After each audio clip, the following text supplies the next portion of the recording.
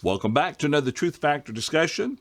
Here in just a moment, we will continue our study through 1 Timothy. We are picking up in chapter 5, verse 1. I'd like to thank you so much for joining us for our study today. We already have some who have chimed in. We have Stephanie and Jimmy, as well as David. We'd love to hear from you if maybe this is the first time you've joined us for a live study. If you don't mind just telling us who you are and just the general locale where you're from, if you would like. If you're Bob from Minnesota or wherever, say hi. If you have any thoughts or comments, we welcome you to share them with us during the course of our study on our YouTube channel. You'll have the chat area there on our Facebook page where this live stream is also. Of course, you'll have the comment section too. You can also send us emails, send in questions at truthfactor.com. Or, as you see on the screen, email us individually, paul@tom@truthfactor.com. We would definitely love to hear from you. Good morning, gentlemen. Y'all doing well today? All right. Doing great. Yep, doing okay. Before we get into the study, Brian's not here with us today. His son, Grant, is undergoing chemotherapy, and Brian goes with him. And so there will be probably several studies where that treatment falls at our time or this time slot. So Brian won't be able to be with us for that. Please keep Grant and Brian and the whole Haynes families in your prayers as he undergoes these treatments to help overcome the cancer. And so definitely keep him in our thoughts and our prayers. Yeah. Brendan said he might be in. He's having some things to take care of, so we'll see if his maybe becomes a reality. All right. So we left off, 3 weeks ago, right before Christmas. Left off with having concluded the chapter 4 of 1 Timothy. And so we're picking up in chapter 5 here. What's interesting about this chapter, as Paul continues, is that he deals with something that ultimately, what's very interesting, it shows a common problem that they faced during that time period and might address issues that we have today. I mean, we have different retirement accounts, and if someone is a widow, there may be more opportunities for them to be provided for. And we'll make this point as we get through here. In a kind of a secondary lesson to this, we're going to find an interesting case in point that shows us there are certain things that the individual can do that the church cannot do. And we'll talk about that as we get through there, kind of a small point regarding the subject of authority. But it definitely sets a clear example of not everything the individual can do in the local church, the church itself can do collectively. And again, side point, but we'll look at that as we get there. Let's start. I'm trying to see what would be a good division here. Let's look at verses 1 and 2 by themselves. I'll read that real quick, and then we will then get on into verse 3 and following. Notice here, Paul writes, and this is New King James translation, 1 Timothy chapter 1, "Do not rebuke an older man, but exhort him as a father, younger men as brothers, older women as mothers, younger women as sisters, with all purity." This is a very important admonition that Paul gives to Timothy. When you think about the structure of the local congregation, you're going to have in most congregations some level of variety here in regards to ages. And let's talk about that for just a few minutes here. In regards to the older man in verse 1 there, Paul tells Timothy to exhort him as a father. What does that kind of bring with it, when we have that type of mindset? Any thoughts? One of the things when I see this verse, it's just the reminder that we have to remember that we're a family, and God wants us to be a family. And by the way, He wants us to be not a dysfunctional family, but He wants us to be a family the way that He has described the family makeup. What we might describe as the ideal family, and so I think that's what lends into this is, as a church we can't be we can't be so formal that we forget the human element that's associated with our relationship. We need to have that bond and that relationship. And one of the things that comes to my mind as I say that, as you read through much of the New Testament, many of the letters deal with Christians facing persecutions and sufferings of one sort or another. And one of the points that I often bring out when I deal with those passages is to remind us that in a world that is increasingly more and more hostile against God and the faith, we desperately need each other. And the only way that's going to work is if we treat each other with the love and respect that God wants us to have. Treat each other like we are really a family, not just a family in word, but I mean, you need to be as close to your brethren as you are to your physical family in a way, you know. And so that's my thoughts. All right. Paul or Caleb? Yeah, I agree with that. I think here there's a respect that is due fellow Christians, that the older men are to be exhorted. It's like, don't ignore them and don't just let them get by with anything, I guess. But in the encouragement, in even if there would be correction that was needed, that it would be done in a very respectful way. The older women as mothers, and then younger men and younger women as siblings, that you would treat them with the respect that you would anticipate treating your own physical family, or maybe even better, depending on what kind of relationship you have with your physical family. Sure. Yeah. Yeah. I think it's interesting. You read the New King James. See, in the New American Standard, he says, "Do not sharply rebuke." But if you look up that Greek word that they translate, "do not sharply," it's only used right here. It's used one time in the whole New Testament. It's right. It's in this passage. The Greek word is epipleso, is how you say it. But it means to chastise. That is with word, or to unbrand or rebuke. So it's interesting that he uses that specific word. So that doesn't mean we don't correct them if they're wrong, but do it in a way that denotes, they should have respect for their age. We correct people differently based on respect and their age and who they are. And he even, implies that when you're dealing with younger people, you don't look down on them, but you treat them as brothers. And we're supposed to appeal to people, with that in mind. There's a natural respect you have for somebody that's a father or somebody that's older, and doesn't mean you don't correct them when they're wrong, but you do it in a way that's pleasing to God and not, harshness. But you can appeal to people that are older that know better.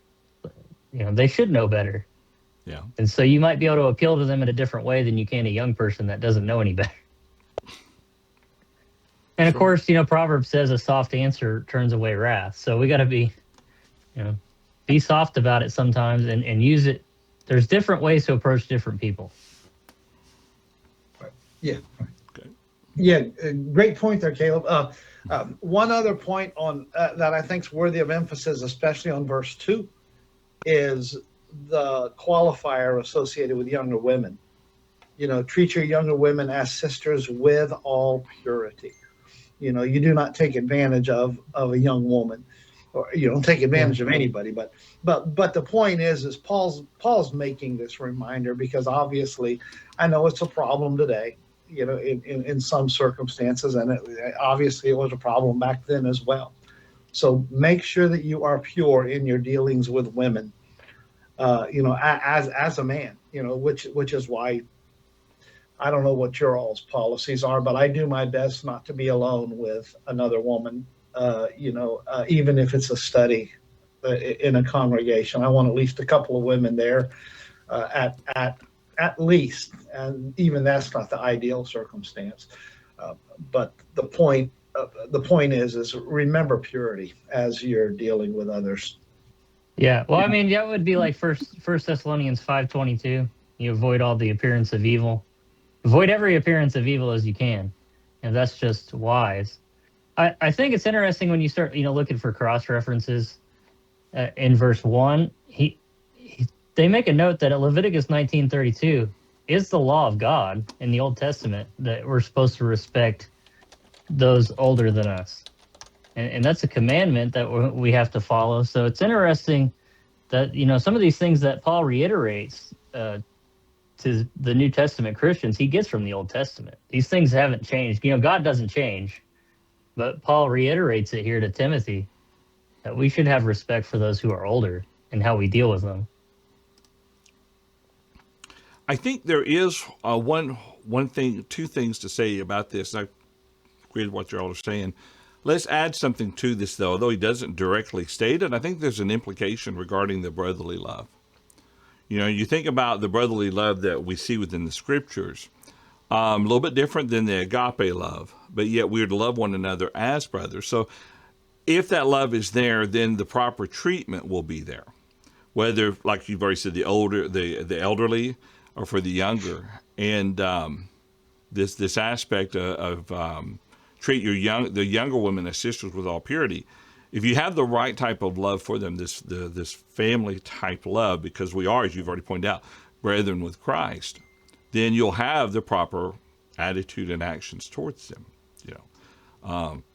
The other thought on that, or go ahead, Paul, if you got something on that. I was just going to say it's interesting to look at this relationship and how it's to be handled when you look at what Timothy says about this in kind of a parallel in Timothy 2. He doesn't focus so much on the attitude as what kind of exhortation or what kind of doctrine you're to encourage them to be. Older men to be sober, reverent, temperate, sound in faith and love and patience. Older women, he gives some things for them. The young women, how they're to behave, and the young men, then down in verse 6 of that. And so it's just interesting that, Timothy, Paul tells him, here's the attitude to have, the family relationship. But Titus, when he writes to him, it's make sure that you encourage the older men in this way, and the older women in this way, and young women and young men. And he actually gives the kinds of teaching that each of those categories may specifically need. Those are Titus 2. Yeah, Titus 2. If I didn't say that, I'm sorry. Titus 2, like verses 1 through 6 or so. Yeah, that's a good point. 7, 8. Yeah, that's a good point.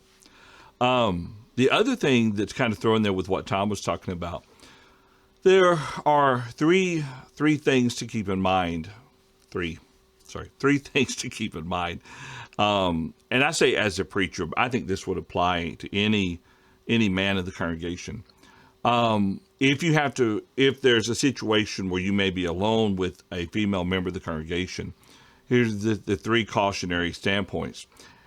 Caleb, I'm going to take what you said and kind of make it last for just a moment. Okay. The first is know your own heart and your temptations. It may be that due to a man's specific weaknesses, and maybe what he is attracted to, and his lack of self-control or whatever, that may be a good reason never to encounter or never allow that situation to develop. The other thing is, what about the person with whom you happen to be having the meeting? All right. Is there anything about them that would create a dangerous situation in regards towards you?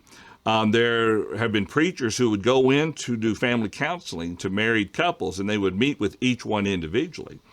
Well, if you have a woman who's in an unhappy relationship, and here you have the sweet preacher who's showing her kind attention and giving her affirmation and so forth, that's setting up for trouble. So you have to be wise on that account too. And then the third one, Caleb, like what you're talking about, if sometimes if you were meeting alone with a woman and just members had to come by the building and they would see y'all both coming out of the office, we would say, well, they shouldn't assume anything. But sometimes you cannot help what other people think, and you have to exercise caution in that respect too. So it's not just about how it looks. It's you got to know your own weaknesses and maybe be aware of the other person as well.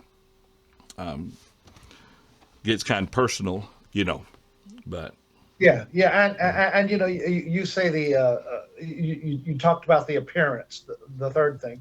I'll tell you a short story here. My dad, I guess this is probably even before I was born. My dad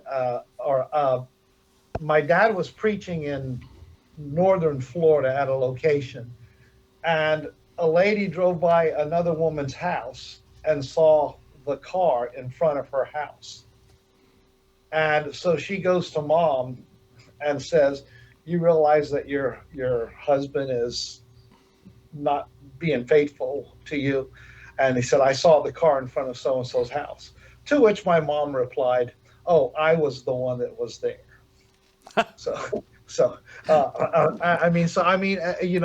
Brethren jump to conclusions, right or wrong. And the point is, but anything that we can do, abstain from every appearance of evil. The First Thessalonians 5 and verse number 2. And I think that's an example of what you're talking about there. I think that King James says abstain from every form of evil, and I don't think that's a good translation of that, because it is the idea of if something appears to be evil or can leave that impression, avoid it. Do your best. Do your best to avoid that type of a circumstance. Well, sometimes you just can't help certain situations, like what you're talking about. Oh yeah. Years ago, congregation we were at, my office was up front. Okay, meaning to one side of the baptistry, so it's view of everybody. And there was a young lady there. She was more of a visitor, but family relation there.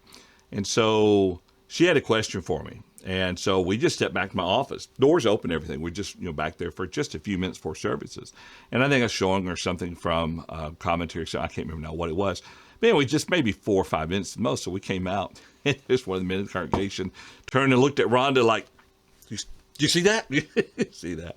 And certain things you can't help in the way people respond. But if you know the situation is going to be something that could create something, you just got to be wise. And this is what we're talking about. I'm getting ready to take us way off subject, so I won't stay there very long.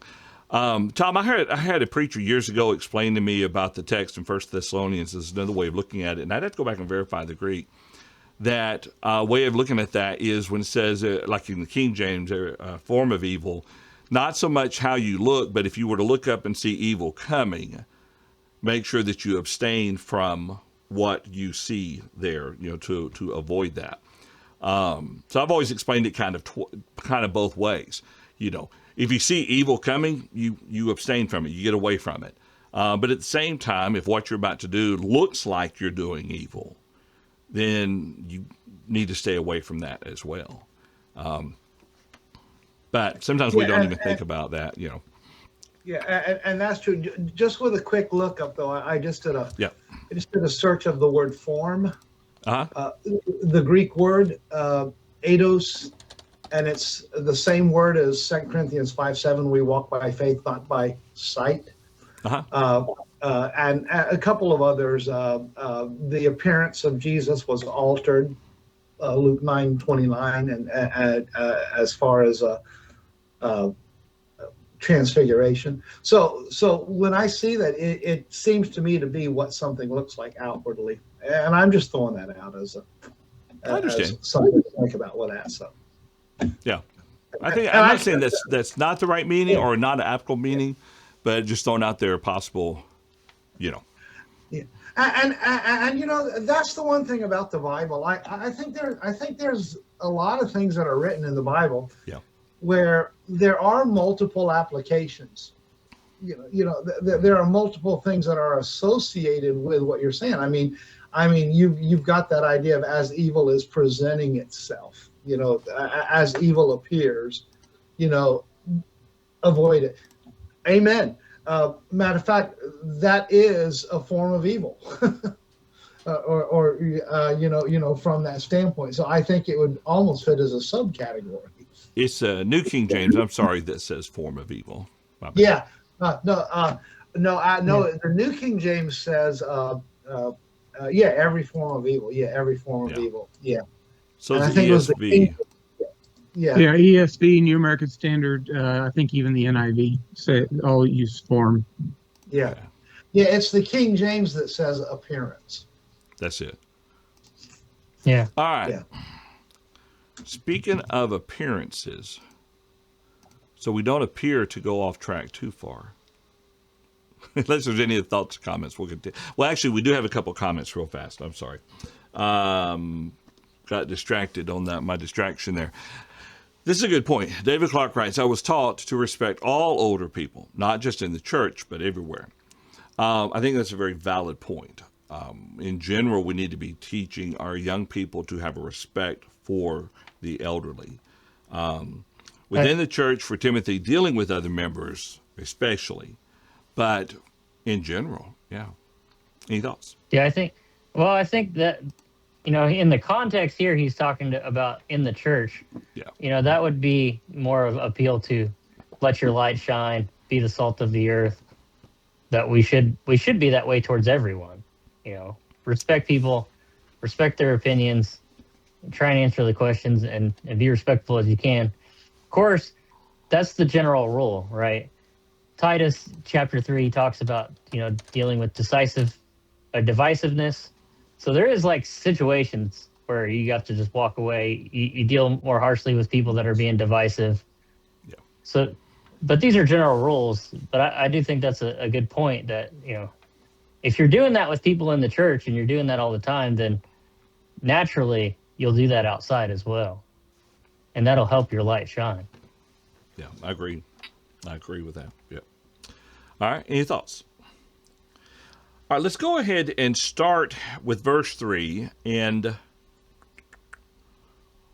Caleb, I'm going to have you to read. We're going to break it up just a little bit let's go verses 3 through 8. And Okay. Let me bring up the New American Standard. All right, whenever you are ready, sir. Okay. Verse 3 there in chapter 5, he says, honor widows who are widows indeed. But if any widow has a children or grandchildren, they must first learn to practice piety in regard to their own family and to make some return to their parents, for this is acceptable in the sight of God. Now she who is a widow indeed and who has been left alone has fixed her hope on God and continues in entreaties and prayers night and day. But she who gives herself to a wanton pleasure is dead even while she lives. Prescribe these things as well as that they may be above reproach.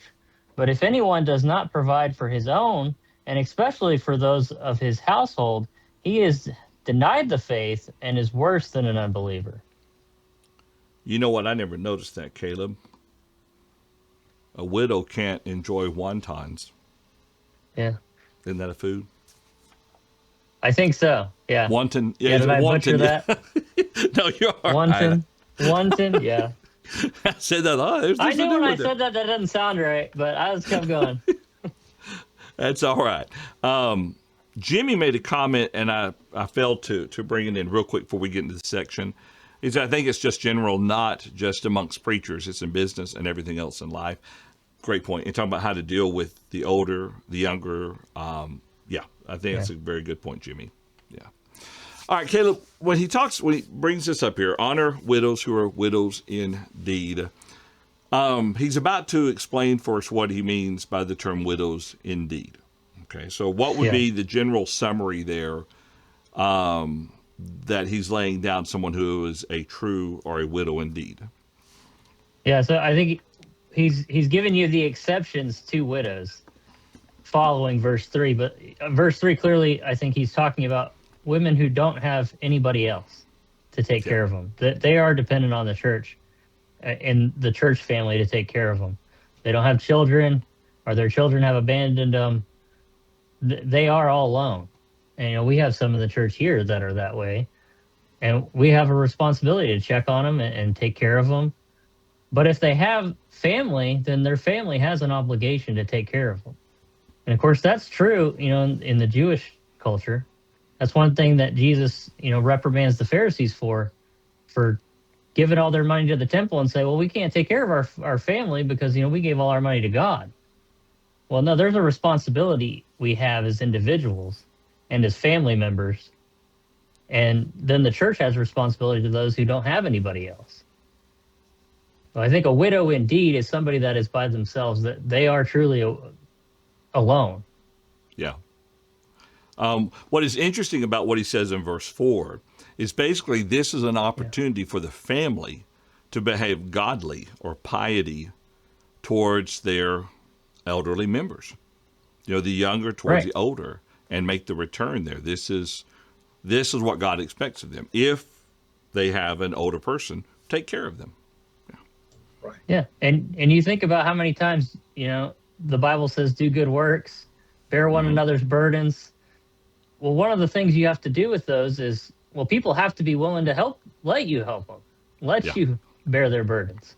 And so this is a great opportunity that Paul points out. This is a place where you can do that. Exactly. Yeah, Any thoughts? And building on that, the society that we are in now is actually quite. It's not the typical of history. I mean, it's actually fairly recent. Like, for example, the idea of Social Security. Social Security has only been around; it hadn't even been around for 100 years. But we are in a circumstance where our government does attempt to take care of those that are needy and so on from that standpoint, and we set up retirement plans and all those types of things. But if you look at the history of the world, families lived together a lot more than we do today. And by the way, that's still true in a lot of the world today. I mean, you go to a lot of countries like the Philippines, and over in that part of the world, it's still very, very common for multi-generations to live in the same home. And, you don't pass your parents off to a nursing home while you live across the country and stuff like that. Parents lived with the family, and it was a multi-generational household. That's different from our society that we live in today in a lot of instances and so on. And so bear that in mind. And you also have the idea of they did not have any safety net to fall back on at all back during that time. No Social Security. Women typically did not do work, not a lot of it. A family could get by with one income, and the man would provide the income. They were not necessarily wealthy, but they could get by with one income, and that doesn't happen now. And so basically the church steps in, and as we're about to point out, only as a last resort when all other means have been exhausted. And I think it's a rare circumstance, especially in this part of the world, in the United States of America, where the church would need to step in and relieve somebody benevolently. Not saying they can't, but as an illustration in our society, most of the time, if a brother or sister in the congregation has a need, there's another brother or sister that when they find out about it is going to help them take care of that need before it even gets close to the church treasury. Just because of the society that we live in. And if we're the family we're willing to do that. Yeah. And we'll get more into that through the lesson. Well, yeah, and I think, Tom, a good verse to talk about that is caring for widows is pure religion, is what James says. So that's pure worship to God, is when you take care of those widows. And that's an individual thing we can all do. Like I said, if you're looking for good work, well, here's a good work you can do. And I think, as we get through, verse 4 and 5, when it talks about what the women should be doing, they should be dedicated to God. they should be those who are worshiping God, who are praying night and day, who are helping the work of the church spread, because they're dedicating themselves to God. And of course, you could probably do a whole study on that. There's probably sermons in there. Acts chapter 2, it mentions Anna worshiping in the temple when she was a widow, and she praises God when she sees Jesus. So there's like numerous, accounts of women who are widows that go and serve the Lord. Right. Yeah, and that's a great point. And just building on that, Caleb, not only are they dedicated to God, they have been dedicated to God. They've given their life to it. It is right. really what you see in the text. The quote unquote qualifications that we have listed here. So this is somebody whose lifelong character has been to support the church with their lives, with what they're able to do.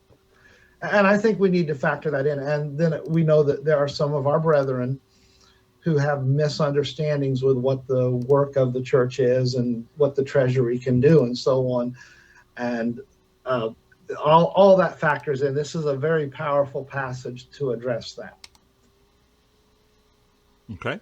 I would think we maybe should be careful that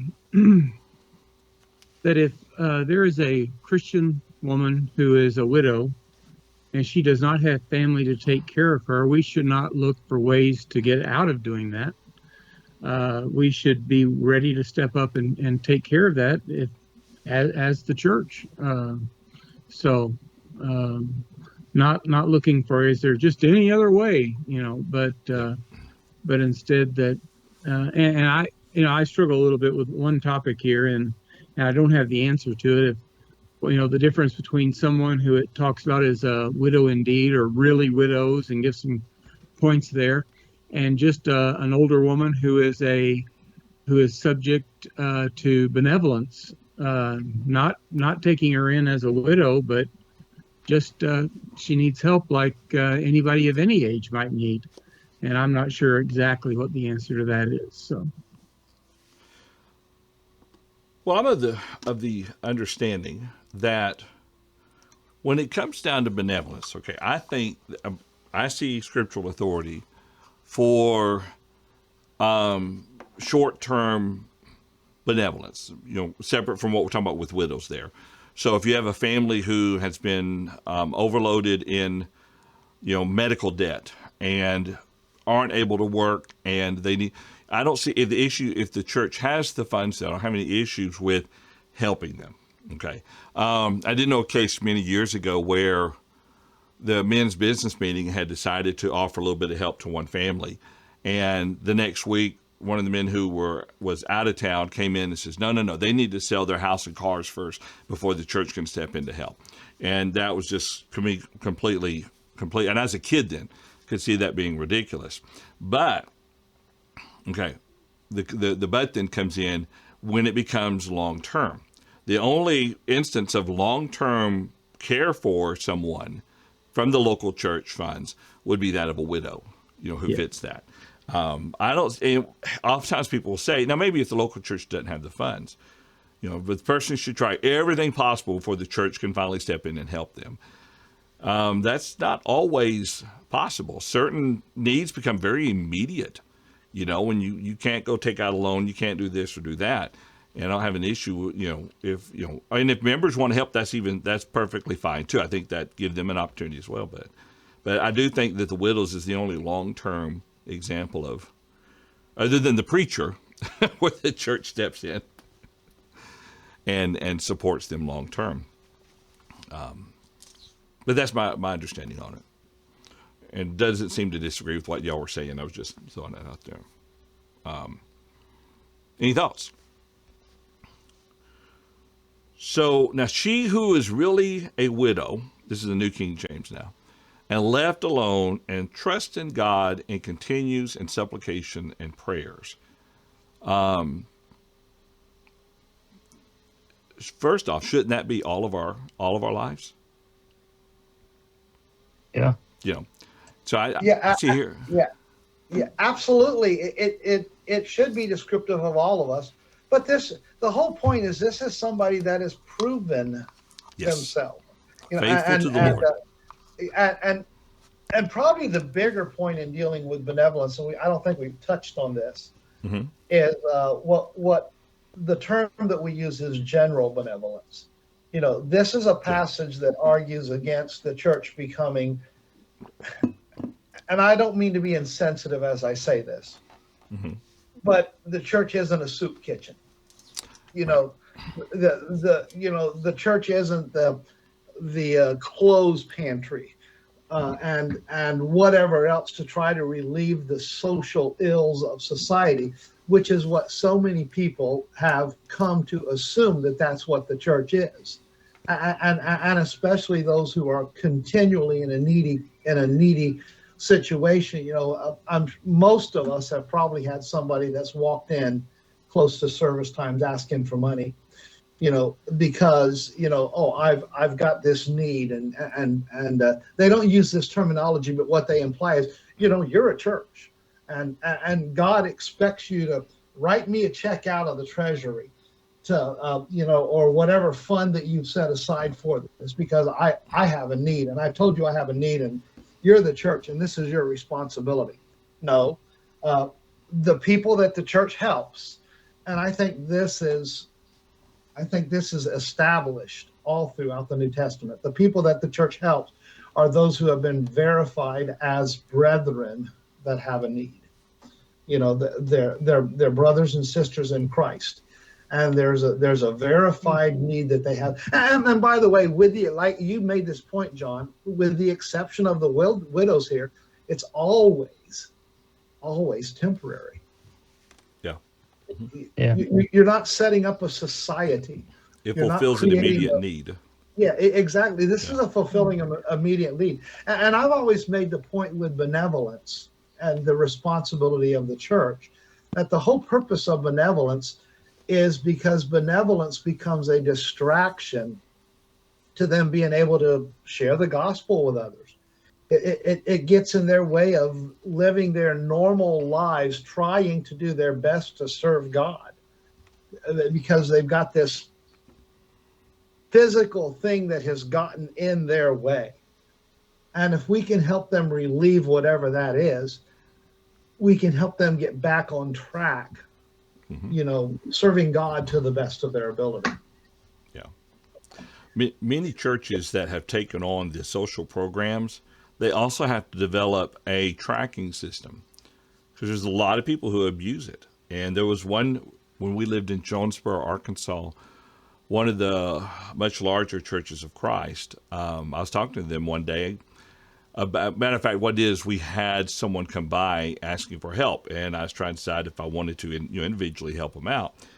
But I'd seen him before. He had already been there once before. And so I called them to see, how do they handle stuff like this? Because you hadn't really encountered it much. Anyway, my point is, they go as far as like take pictures of the driver's license. They tracks who comes in and out, because it becomes a repeat. It's like going to Walmart and buying stuff for food, but here you go down to the local church and get your lunch for the day, and there's no working, there's no prospering, there's nothing like that. And when the church decides to do that, aside from it being unscriptural, you're right, it creates a greater burden, and the church no longer becomes something that functions in saving the lost, but it becomes something different. Yeah. Yeah, and by the way, if a church engages in that activity, in many instances that becomes its focus. Yes. Mm-hmm. I mean, with the resources, because Jesus made the statement, "The poor you have with you always." Yeah. And as individuals, we can do what we want with that. Yeah, Help? absolutely, Yeah. absolutely, and that's fine. And that's not being dismissive of the poor. No. Jesus is making the point is we're never going to solve. We're never going to solve the problem with poverty. And by the way, the reason why is it's not a church thing. It's an attitudinal thing with individuals. I think as prosperous as we are in the world, we could do a lot better job of solving poverty in places where it is, but there are some obstacles that get in the way. Not as the church, but as individuals. It's a heart problem. I don't want to get political, but we've already seen that when you offer programs that offer free stuff, it is abused. Oh, absolutely. Abused, very much so. Absolutely. Yeah.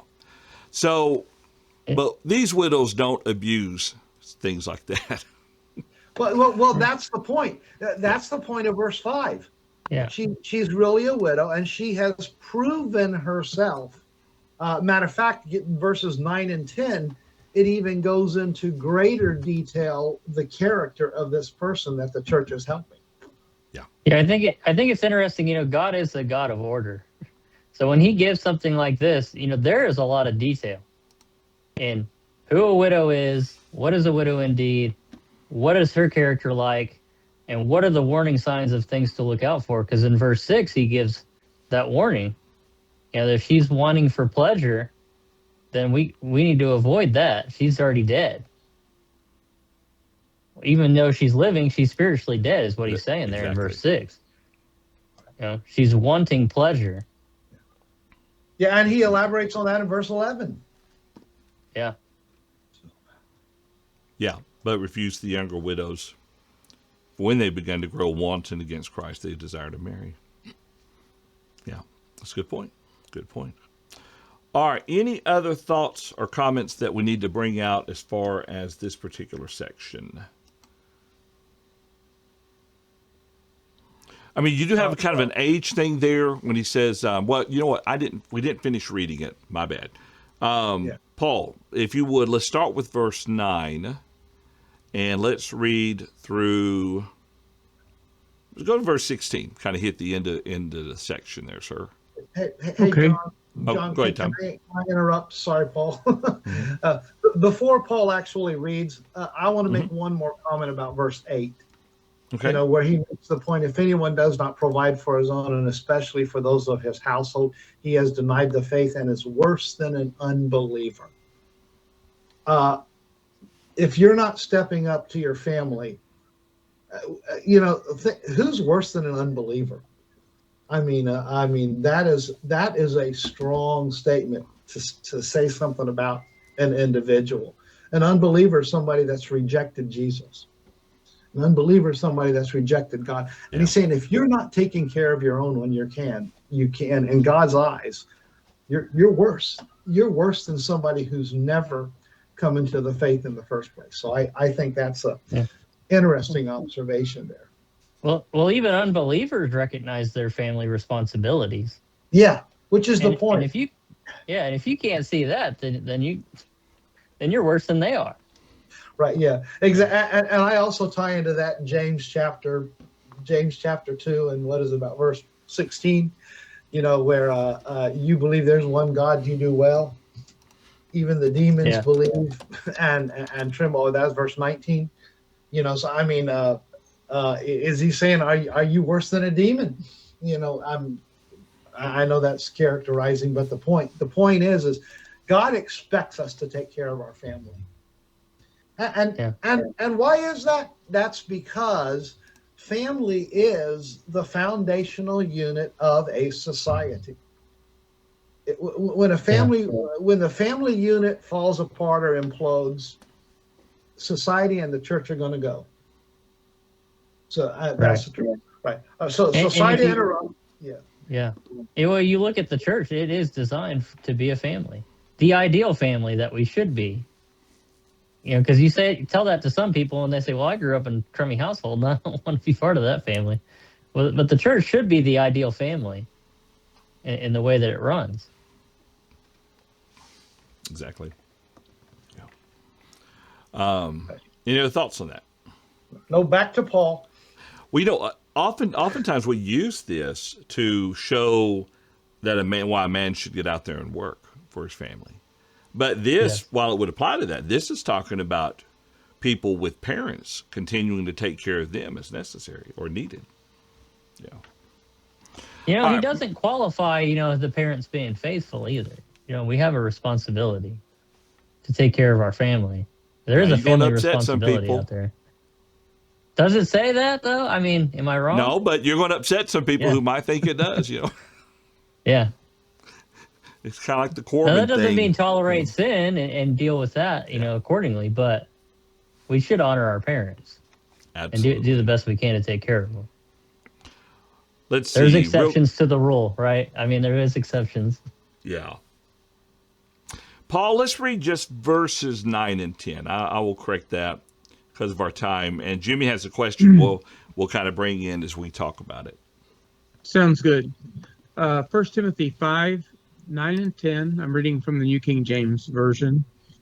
Do not let a widow under 60 years old be taken into the number, and not unless she has been the wife of one man, well reported for good works, if she has brought up children, if she has lodged strangers, if she has washed the saints' feet, if she has relieved the afflicted, if she has diligently followed every good work. All righty. Thank you, Paul. So we'll start with the first thing there, because Jimmy asked us, can y'all please explain verse 9, where it says, do not let a widow under 60 years old be taken into the number, and not unless she has been the wife of one man. I'm assuming Jimmy's asking about the age aspect. That would be, literal.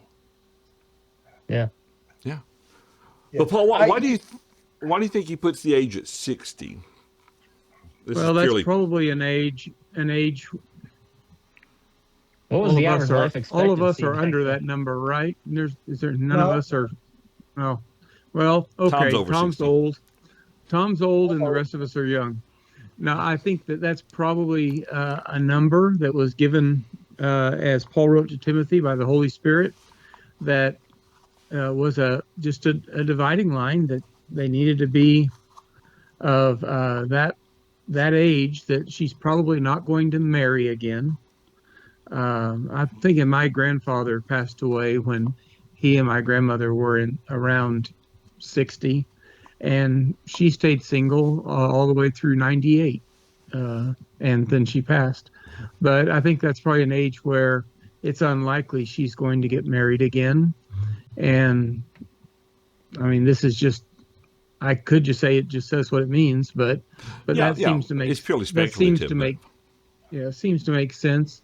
And she's been the wife of one man, and it talks about the kind of life that she has lived and is living. And so I think that's just very, as you said, literally the age at which she can be taken into the number. And I thought maybe the question was about into the number.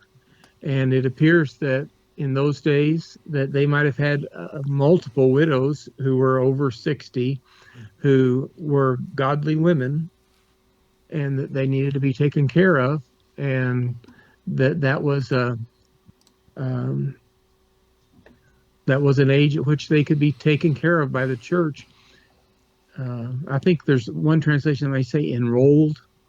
Yeah. Maybe it's the King James.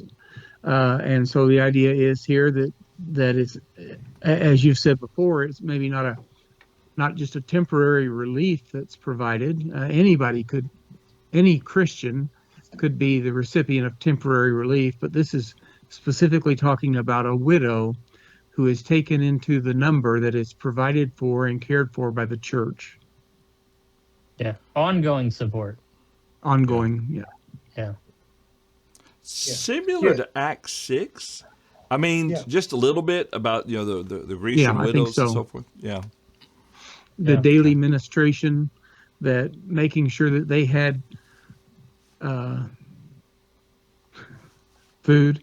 I almost called it Meals on Wheels, but that'd be chariot wheels, I guess. But regardless, making sure that they're just provided for. The widows, the Grecian widows, as well as the Jewish widows, were to be taken care of. That seems like a reasonable conclusion. It is interesting. I always think about, Jesus. One of the last things Jesus says on earth before he dies on the cross is to take care of Mary, his mother. who was a widow, we suspect, because Joseph's not seen there. Israel was very wicked, both the northern nation, southern nation, and how they abused the fatherless and the widows. Didn't take care of them, and the Lord oftentimes that's parts of the reason for their captivity. Neglect. One question when we look at verse 10 there, as we read a while ago, well reported for good works, and then it says if she has brought up children, if she's lodged strangers, if she's washed the saints' feet, if she's relieved the afflicted, if she has been diligently followed every good work. Now, right off the bat, and I've got an odd question here. Right off the bat, it looks like she has helped others.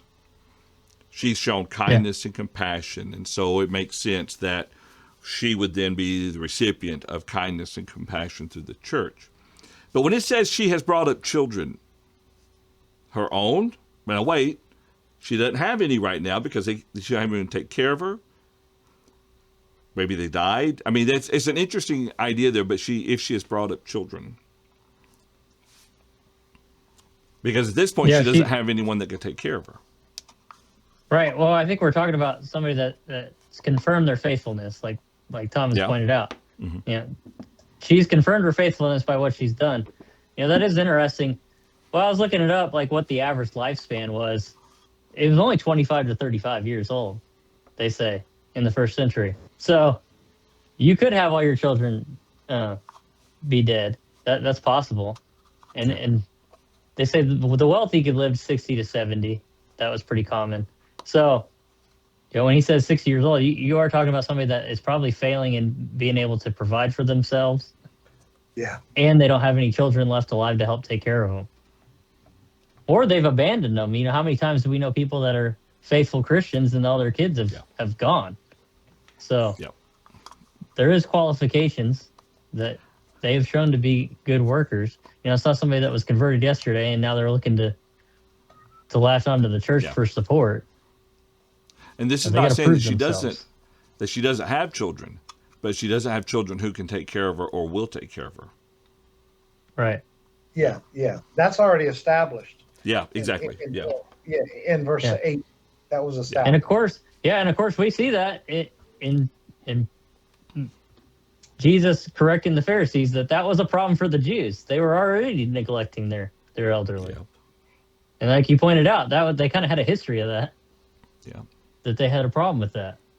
It's it's an attitude of whether you're looking for why you can't or why you can. I think there. Yeah.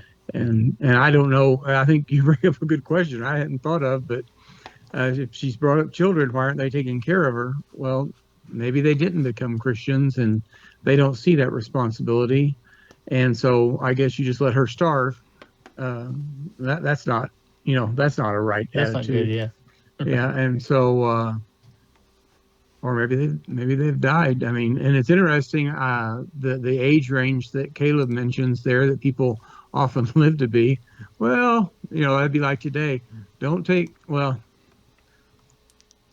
don't have to worry about anybody unless they're over, 105. It'd be very few people that you would think are taken into that number. But even with the qualifications he gives, it would be very few.